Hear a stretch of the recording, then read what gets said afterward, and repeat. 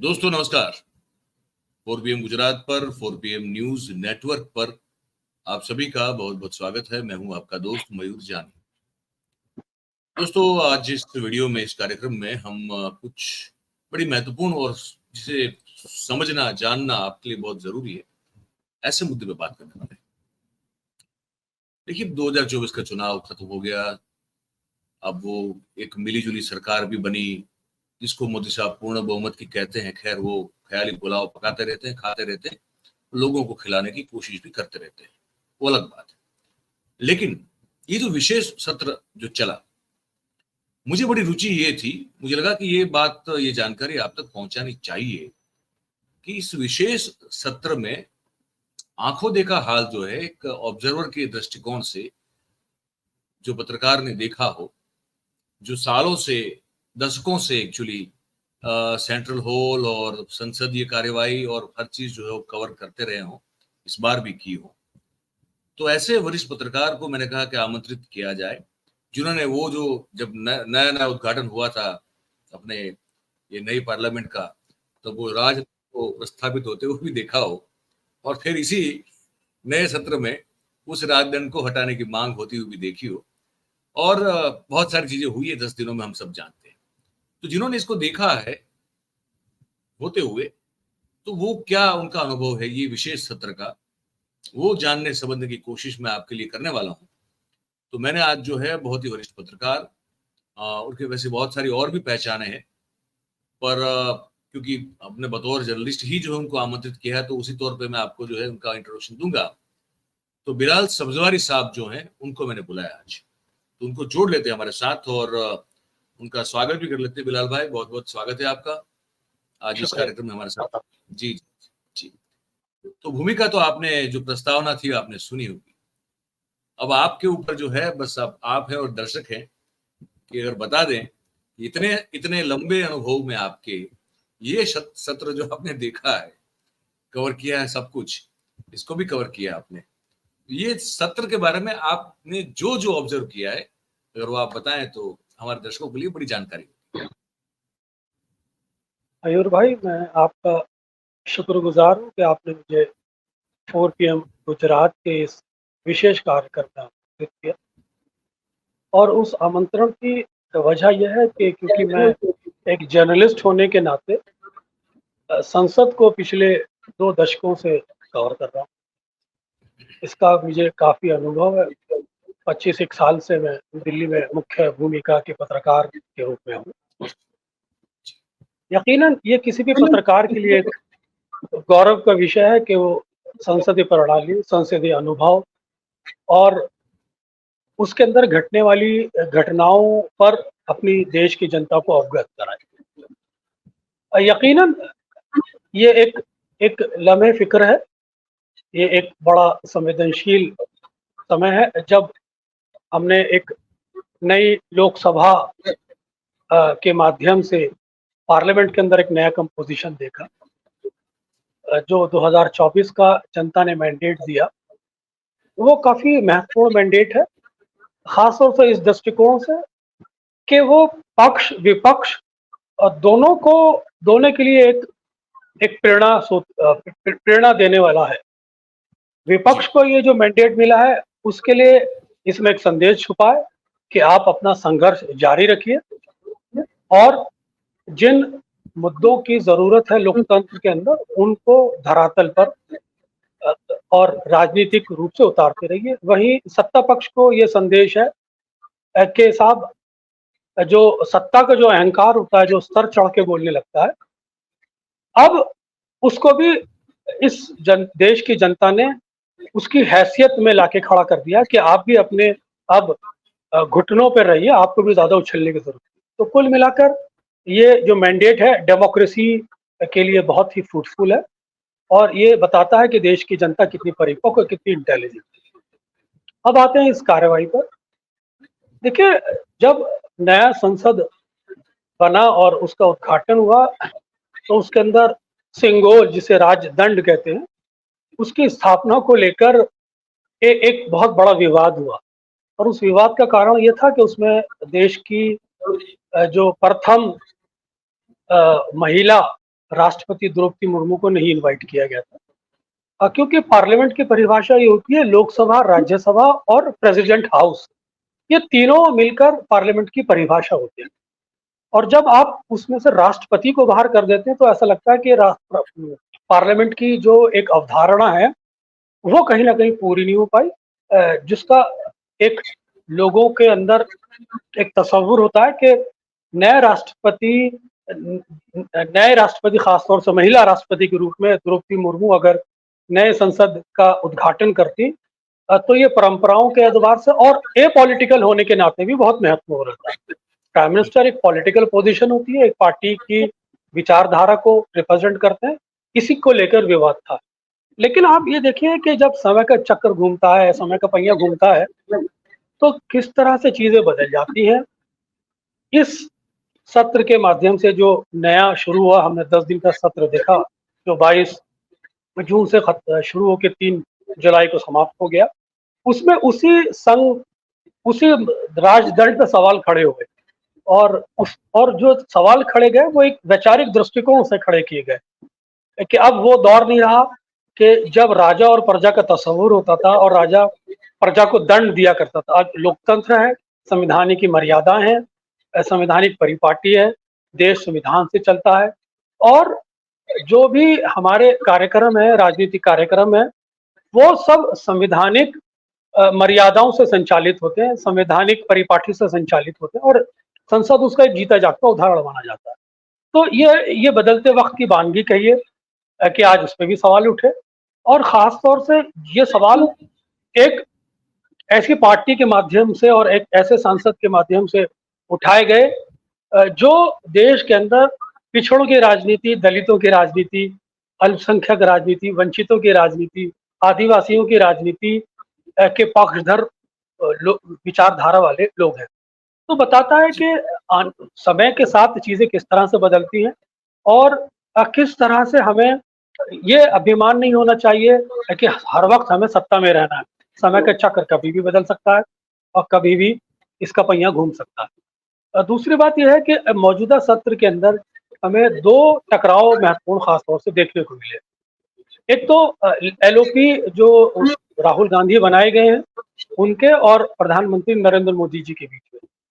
तो जब एलओपी राहुल गांधी बनाए गए तो उनका जो भाषण था वो किस तरह से सत्ता पक्ष को छुप रहा था, वो किस तरह से सत्ता पक्ष को एक बेचैनी पैदा कर रहा था और किस तरह से सत्ता पक्ष स्पीकर का एक सहयोग चाहता था, वो चाहता था कि संरक्षण चाहता था और ये बताता था कि परिस्थितियां बदल गई हैं। एक समय होता था कि जब प्रधानमंत्री नरेंद्र मोदी जी कहा करते थे कि एक अकेला सब पे भारी, और अब ये कहा जाने लगा कि राहुल अकेले सब पे भारी हो गए। खासतौर से जो एलओपी का जो भाषण था राहुल गांधी का, उसको 10 साल के परिप्रेक्ष्य में देखना बहुत जरूरी था, क्योंकि हमें अच्छी तरह मालूम है कि किस तरह से राहुल गांधी की संसद सदस्यता छीनी गई थी, किस तरह से राहुल गांधी को उनका आवाज छीना गया था, किस तरह से राहुल गांधी राहुल गांधी के संसद के अंदर माइक बंद किए गए थे। जो 10 साल में उन्होंने संघर्ष किया, जो तकलीफें सही और एलओपी बने, वो बताता है कि राहुल गांधी ने जो ये सदन में एक पोजीशन हासिल की है, उनके संघर्ष की एक जीती जाती मिसाल है। अगर राहुल गांधी एक संसद के रूप में बोल रहे होते तो हो सकता है स्पीकर फिर उनके साथ वही व्यवहार करते, क्योंकि एलओपी एक कॉन्स्टिट्यूशनल पोजीशन है और जिसको रोके जाना आसान नहीं था। और एलओपी एक अवधारणा में, साधारण भाषा में शैडो प्राइम मिनिस्टर भी कहलाता है। तो आज वो राहुल गांधी के पास वो अधिकार प्राप्त है जो उन्होंने अपने संघर्ष के माध्यम से प्राप्त की है। और जो टकराव है एलओपी का और प्रधानमंत्री नरेंद्र मोदी जी का, वो इस सदन की सबसे बड़ी सुंदरता रही। एक समय में राहुल गांधी को पूरी तरह दबा लिया जाता था, एक समय राहुल गांधी क्या पूरे विपक्ष को दबा लिया जाता था, 150 सांसद संसद से निलंबित कर दिए जाते थे, कानून पास करा लिए जाते थे। आज विपक्ष मजबूत होकर उभरा है, लोकतंत्र की आवाज में एक ताकत आई है। लोकतंत्र अपने मुद्दों को, खासतौर से जनहित से जुड़े मुद्दों को विपक्ष के माध्यम से उठा सकता है। यही संसदीय प्रणाली की सुंदरता कहलाती है कि चेक एंड बैलेंस, एक संतुलन स्थापित हो गया है क्योंकि मजबूत लोकतंत्र हमेशा से वही कहलाता है मयूर जी, जहाँ पर विपक्ष ताकतवर होता है। और एक और बात मैं आपको कहना चाहूंगा कि आज आज जो आके जो टकराव है राहुल गांधी और नरेंद्र मोदी जी के बीच में, या कहिए एनडीए या इंडिया गठबंधन के बीच में, वो दो तरीके का हम देख सकते हैं। एक तो उसमें वैचारिक दृष्टिकोण है और एक उसमें इलेक्टोरल पॉलिटिक्स का दृष्टिकोण है। तो वैचारिक दृष्टिकोण को अगर दृष्टिकोण से आप देखें तो दो मुद्दे बहुत महत्वपूर्ण हैं, जिसमें हिंदुत्व की राजनीति, एक संविधान की राजनीति, एक आइडियोलॉजिकल पोजीशन है दोनों पार्टी की। वही वही इलेक्टोरल पॉलिटिक्स के दृष्टिकोण से देखें तो मोदी जी कहते हैं कि हमें ये जो थर्ड टर्म मिला है ये बताता है कि हमारी परफॉर्मेंस में मिला है, और वहीं इंडिया गठबंधन बताता है कि आपकी नैतिक हार हुई है और ये जो मैंडेट मिला है विपक्ष को मिला है। तो ये इलेक्टोरल पॉलिटिक्स का टकराव भी है। विपक्ष ये कहता है कि ये सरकार ज्यादा दिन नहीं चलेगी, मोदी जी कहते हैं कि इंडिया गठबंधन के जो सहयोगी दल हैं उनमें आने वाले समय में किस तरह से बिखराव वो देखते हैं या उनको आइसोलेट करने की कोशिश कर रहे हैं और कांग्रेस से। यह राजनीतिक टकराव इलेक्टोरल पॉलिटिक्स में आमतौर पर देखने को मिल रहा है। मुझे थोड़ा कुछ और 2-3 चीजें आपसे जाननी समझनी है। एक तो ये है कि भारतीय जनता पार्टी की ओर से और अन्य पक्षों को, विपक्षों को एक डर लगा रहता है, वो डर होता है ऑपरेशन लोटस का। तो मैं ये समझना चाहता हूं आपसे, इस बार जो कि ये सदन में जब सब लोग मिल रहे हैं तो ऑब्वियसली इंडिया गठबंधन के लोग जो हैं वो, उनका बैठने का जो है, मिलने का कहीं और स्थल होगा, सदन में ही उनको जगह मिली होगी बाहर। और तो मतलब ये ऐसी कोई आशंका है या ऐसी कोई हलचल, या अपने अपने गुटों को, अपने अपने सदस्यों को बिल्कुल एकदम अपने साथ टाइट रखने की कोई कोशिश, ऐसा कुछ देख रहे हैं क्या? सदन के बाहर की बात कर रहा हूँ थोड़ा, लेकिन फिर भी सदन में। देखिए, अब मयूर जी, पहले एक सेंट्रल हॉल हुआ करता था जो ओल्ड पार्लियामेंट हुआ करता, पुरानी हाँ, संसद में। लेकिन इस नए सदन में किसी तरह भी सेंट्रल हॉल का कोई तस्वुर नहीं। आप या तो लंच आवर्स में लंच आवर्स में आप एक दूसरे से मिल सकते हैं, या डाइनिंग कर रहे हो आप, तब मेंबर ऑफ पार्लियामेंट एक दूसरे से मिल सकते हैं। और ये हमेशा से परंपरा रही है कि पार्लियामेंट के अंदर जो एक लंच करने के लिए मेंबर ऑफ पार्लियामेंट जाते हैं, और वहाँ पर प्रॉपर एक प्लेस है जहाँ पर सांसद सदस्यों के लिए एक पूरा खाने पीने का इंतजाम होता है। वहाँ पर एक औपचारिक वार्ताएं होती हैं आपस में। लेकिन जो आपने लोटस ऑपरेशन की बात की है, ये बड़ा ही संवेदनशील और बड़ा ही गंभीर मसला है। दरअसल अगर आप लोटस ऑपरेशन की बात करें तो 2013-14 में जो पहला लोटस ऑपरेशन हुआ था वो वो मणिपुर सरकार में नबाम तुकी और कलिको पुल के बीच में घटा था, जहां पर नबाम तुकी और कलिको पुल के बीच में जो आर्थिक झगड़ों का मैटर था वो एक राजनीतिक झगड़ों में बदला, और किस तरह से कांग्रेस के 22 विधायक टूट के दिल्ली में आए और अरुण जेटली और गृह मंत्री के संरक्षण में उसे नोएडा में ठहराया गया। वो पहला लोटस ऑपरेशन था। उसके बाद से ये lotus operation Bharatiya Janata party की एक रणनीति का हिस्सा बना। उसके बाद से देश के अंदर लगभग कांग्रेस की चुनी हुई 11 सरकारें गिराई गई, और उसकी वजह से देश के अंदर एक उथल पुथल मची। और उस लोटस ऑपरेशन के में जिस तरह से जो देश की महत्वपूर्ण एजेंसियां होती हैं उसका जो इस्तेमाल हुआ, वो भी अपने आप में बड़ा महत्वपूर्ण एक विषय रहा पिछले लोकसभा चुनाव तक। लेकिन ये बात ठीक है कि जो परिपाटी प्रधानमंत्री नरेंद्र मोदी जी की है, वो जिस टेम्परामेंट के आदमी हैं, जिस टोन एंड टेनर में बोलते हैं, जो उनका मिजाज है, वो बताता है कि वो किसी तरह के दबाव को महसूस नहीं करते। और ये सरकार, जो बैसाखियों की सरकार एक अवधारणा में कहलाई जाती है, जिसके दो महत्वपूर्ण घटक दल भारतीय एनडीए के हैं, जिसमें जेडीयू और टीडीपी चंद्रबाबू नायडू, एक 16 मेंबर ऑफ पार्लियामेंट है, एक 10 या 12 मेंबर ऑफ पार्लियामेंट है। तो कोशिश यही रहेगी भारतीय जनता पार्टी की कि किस तरह से एक एक प्रिकॉशंस लेते हुए इनके मेंबर ऑफ पार्लियामेंट को कॉन्फिडेंस में ले लिया जाए, भले ही उसका डिक्लेरेशन ना हो, क्योंकि स्पीकर भारतीय जनता पार्टी अपना बना चुकी है। और अगर भारतीय जनता पार्टी दूरगामी रणनीति जैसी रही है, जिस तरह की उनकी टेंडेंसी रही है, वो यकीनन मैं बहुत जिम्मेदारी से कह रहा हूं, मैं कल भी इस बात को एक चैनल पे बैठा था, कहा था कि भारतीय जनता पार्टी इसमें चूक नहीं करेगी। वो पहले ही टीडीपी और जेडीयू के सांसदों को कॉन्फिडेंस में ले लेगी, और इस लेवल पे कॉन्फिडेंस में ले लेगी कि टीडीपी और जेडीयू को पता भी नहीं लगेगा। अगर किसी कारणवश या किसी किन्हीं परिस्थितियों के चलते टीडीपी या जेडीयू दबाव बनाने की कोशिश करती है या किसी तरह का चैलेंज करती है, तब उसकी बानगी नजर आएगी, उससे पहले नजर नहीं आएगी। आप ये कह सकते हैं कि भारतीय जनता पार्टी नीतीश बाबू और टीडीपी के जो मेंबर ऑफ पार्लियामेंट हैं, या कई आसान जबान में उनके घोड़े अपने अस्तबल में कब बांध लेगी, कब उसका कुछ पता नहीं, कब उसका उसके बारे में कुछ नहीं कहा जा सकता। तो भारतीय जनता पार्टी इसमें माहिर रही है। महाराष्ट्र में इसके जीते जागते उदाहरण है कि भारतीय जनता पार्टी दूसरे के घोड़े अपने अस्तबल में लाके बांध लेती है, और जब मांगने की कोशिश की जाती तब पता लगा कि उस पर लगाम या सवार उसका कोई और होता है। तो ये बहुत महत्वपूर्ण बात है। जिस तरह से प्रधानमंत्री नरेंद्र मोदी जी अभी तक जिस भाषा को जिस कॉन्फिडेंस के साथ बोल रहे हैं, तो वो बताता है कि उनकी लाइन तो यही रहने वाली है, वो इससे चूकने वाले नहीं है।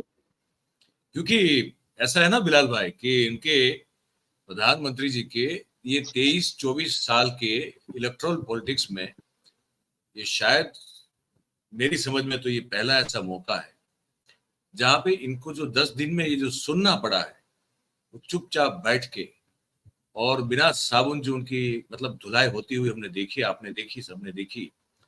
मतलब कि कोई भी आता है वो उनको जो है अड़का के चला जाता है। 10 दिन में तो हमने यही देखा है।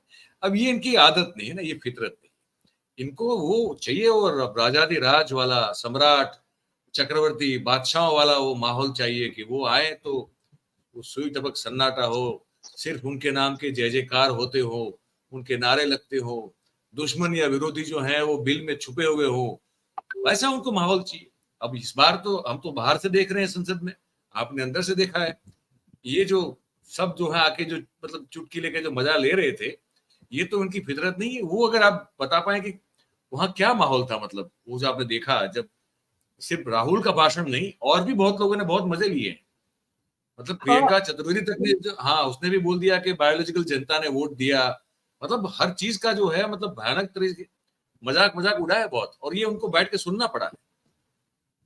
यकीनन मैं यहाँ पे प्रधानमंत्री के धैर्य की दाद देता हूँ, और जिस तरह से वो अपने आप को परिस्थितियों के अनुरूप ढाल रहे हैं। देखिए, दो चीजें हैं। प्राइम मिनिस्टर नरेंद्र मोदी जी के बारे में इस बात को तो लेके मैं बहुत आश्वस्त हूँ कि वो स्ट्रेटेजिकल बहुत फ्लेक्सिबल है।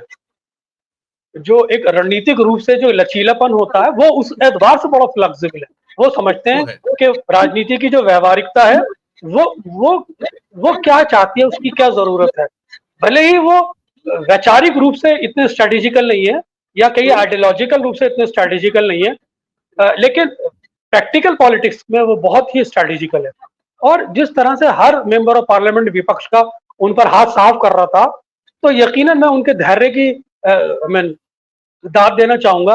और ये धैर्य इसलिए भी जरूरी है कि कहीं ना कहीं अंदर खाने लोटस ऑपरेशन जब तक काम कर रहा है, और वो उस प्रधानमंत्री को जब ये कन्विंस्ड हो जाएगा कि हम लोटस ऑपरेशन में कामयाब हो जाएंगे, तब मेरा ख्याल है ये धैर्य भी आपको देखने को नहीं मिलेगा। लेकिन बदलते माहौल में आप ये देखें कि अभी तक जो कमांड अमित शाह जी के पास होती थी, और वो उनका एक जलवा होता था सदन में, आप आज जो सहयोगी दलों से बात करने का जो सिलसिला है, वो राजनाथ सिंह के पास है।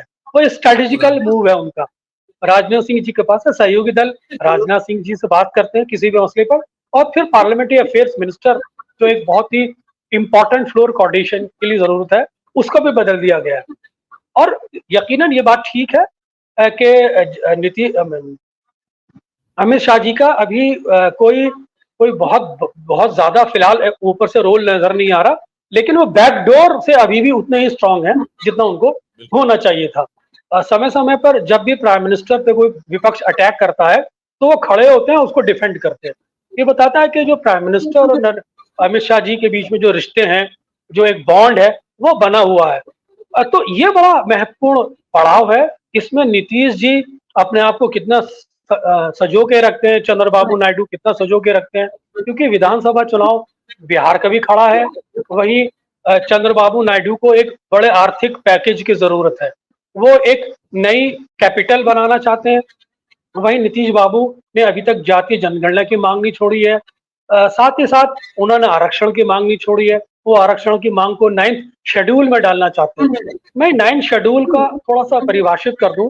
एक 9th शेड्यूल एक ऐसी व्यवस्था होती है, अगर किसी भी कार्यक्रम को, किसी भी नीतिगत योजना को या किसी भी विवादित विषय को 9th शेड्यूल में जब डाल दिया जाता है तो वो अ, न्यायपालिका की समीक्षा की परिधि से बाहर हो जाता है, फिर उसको चैलेंज नहीं किया जा सकता। तो आरक्षण के मैटर को नीतीश बाबू चाहते हैं 9 शेड्यूल में डाला जाए। वहीं बिहार का नया स्टेटस भी चाहते हैं। तो अभी जो एक अवधारणा या कहिए कि परसेप्शन में तो एक दबाव बनाने की कोशिश है। और नीतीश जी ने जो उनकी राष्ट्रीय कार्यकारिणी की बैठक हुई कॉन्स्टिट्यूशन क्लब में दिल्ली के अंदर अभी पिछले सप्ताह, उसमें यहाँ तक उन्होंने कहा कि हम लोग दबाव बनाना जानते हैं। तो ये बताता है कि ये महत्वपूर्ण चीजें अभी हैं, इनसे गुजरना बाकी है। यहाँ पर एनडीए की प्रधानमंत्री की परीक्षा होनी है। वहीं भारतीय जनता पार्टी भी एक अंडर कारपेट अपना लोटस ऑपरेशन कहीं ना कहीं उसकी थिंकिंग में होगी, या उससे शुरुआत कर चुकी होगी, या उसकी रूपरेखा बना रही होगी। तो दोनों तरफ से दोनों योद्धाओं ने, दोनों दोनों पार्टियों ने अपने रणनीति को चुस्त दुरुस्त करने के लिए अपनी जो एक गुप्त स्ट्रेटेजी है उसको कहीं ना कहीं थाम के रखा हुआ है। अब ये आने वाला वक्त बताएगा कि ये टकराव हमें आने वाले वक्त में किस तरह से देखने को मिलता है। हालांकि विपक्ष की तरफ से ये भी कहा जा रहा है कि ये सरकार बहुत लंबे समय तक नहीं चलेगी। तो एक एक संदेश ये भी है कि क्या विपक्ष खुद जेडीयू और नीतीश के संपर्क में है? और अगर प्रधानमंत्री ये कहते हैं कि कांग्रेस एक परजीवी पार्टी है, दूसरे पर निर्भर है, तो वो कांग्रेस पर अटैक करते हैं और उनके सहयोगी दलों को थोड़ा बचा के चलते हैं। तो ये बताता है कि प्राइम मिनिस्टर खुद इंडिया गठबंधन में कुछ लोगों को कॉन्फिडेंस में लेना चाहते हैं। तो हर आदमी अपने संरक्षण में लगा हुआ है। विपक्ष चाहता है कि हम हावी हो जाए, और सत्ता पक्ष चाहता है कि हम अपने ऊपर किसी को हावी ना होने दें। एक आखिरी बात पूछनी है आपसे। प्रधानमंत्री जी का भाषण मैंने देखा, दोनों देखे, यहाँ मतलब ऑब्वियसली हमारे संसद टीवी पे देखे। मैंने बड़ी जो जहां जहां मुझे मतलब वो तो जहां कैमरा जाएगा वही हम लोग देख पाएंगे। यहाँ तो मैंने उनके खुद के जो सांसद वगैरह जो है बड़े सुस्त देखे। कोई जो है वो वासी ले रहा है, कोई कोई वैसे ही आंख बंद करके बैठा हुआ है। मतलब कि काफी निरसता देखी उनके भाषणों के दौरान उन्हीं की पार्टी के लोगों की।